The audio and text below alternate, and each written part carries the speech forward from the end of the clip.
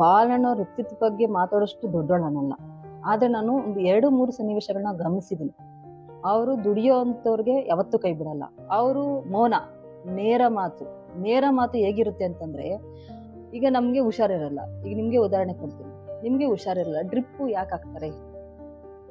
ಸೂಜಿ ಚುಚ್ಚಿದಾಗ ಏನಾಗುತ್ತೆ ಹೇಳಿ? ನಮ್ಗೆ ನೋವಾಗುತ್ತೆ. ಸೂಜಿ ಚುಚ್ಚಿದ ಮೇಲೆ ಮೆಡಿಸಿನ್ ಒಳಗಡೆ ಹೋದಾಗ ಏನಾಗುತ್ತೆ ಹೇಳಿ?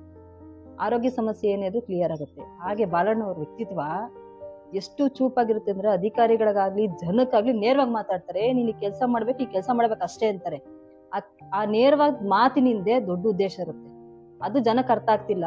ಬಾಲಣ್ಣವ್ರು ನೇರವಾಗಿ ಮಾತಾಡ್ಬಿಟ್ರು ನಮ್ಮನ್ನ ಅವ್ರು ಮಾತಾಡ್ಸಿಲ್ಲ, ನಮ್ಮನ್ನ ಇವ್ರು ಮಾತಾಡ್ಸಿಲ್ಲ ಅನ್ನೋದೊಂದೇ ಕಂಪ್ಲೇಂಟ್ ಮಾಡ್ತಾರೆ. ಬಾಲಣ್ಣ ಯಾಕೆ ಹತ್ರ ಮಾತಾಡಿದ್ರು ಅನ್ನೋದು ಒಂದು ಸನ್ನಿವೇಶ ಅರ್ಥ ಮಾಡ್ತಾರೆ ಒಬ್ಬ ಮನುಷ್ಯ. ನಿಜವಲ್ಲ ಅಂತ ವ್ಯಕ್ತಿ ಹುಡುಕಿದ್ರು ಸಿಗಲ್ಲ. ಬಾಲಣ್ಣವ್ರ ಮನೆತನದ ಬಗ್ಗೆ ಏನು?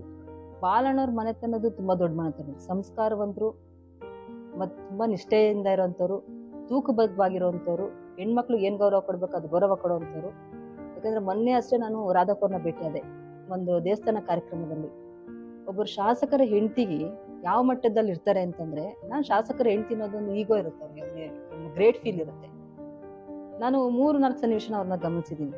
ಒಂದು, ಬಾಲಣ್ಣವ್ರು ಹೂವದ್ದು ಪ್ರಸಾದ ಎತ್ಬಿಟ್ಟು ಅಕ್ಕನ ಕೈಲಿ ಕೊಡ್ತಾರೆ. ನಾವೆಲ್ಲ ಹೆಣ್ಮಕ್ಳಲ್ಲಿ ಇರ್ತೀವಿ. ಅಕ್ಕ ಅದನ್ನ ಏನ್ ಮಾಡ್ತಾರೆ, ಅವ್ರು ಇಟ್ಕೋಬಹುದು, ಆದ್ರೆ ಅವ್ರು ಎಲ್ಲಾರ್ಗು ಕೊಟ್ರು ಅದನ್ನ. ಅಂದ್ರೆ ನಾವು ಬೆಳಿಬೇಕು, ನಮ್ ಹಿಂದೆ ಇರೋಂತ ಹೆಣ್ಮಕ್ಳನ್ನು ಬೆಳೆಸ್ಬೇಕು ಅನ್ನೋ ಮನೋಭಾವನೆ ಇದೆಯಲ್ಲ, ಅದು ತುಂಬಾ ದೊಡ್ಡ ಮಟ್ಟದ್ದು.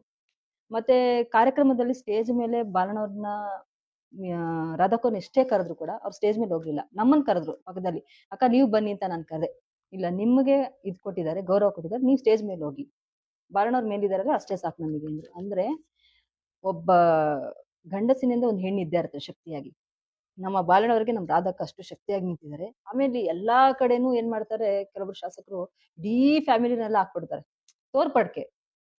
ನಾನ್ ಶಾಸಕರು, ನನ್ನ ಶಾಸಕರ ಹೆಂಡತಿ ಇವರು, ಶಾಸಕರ ಮಕ್ಳು ಇವರು.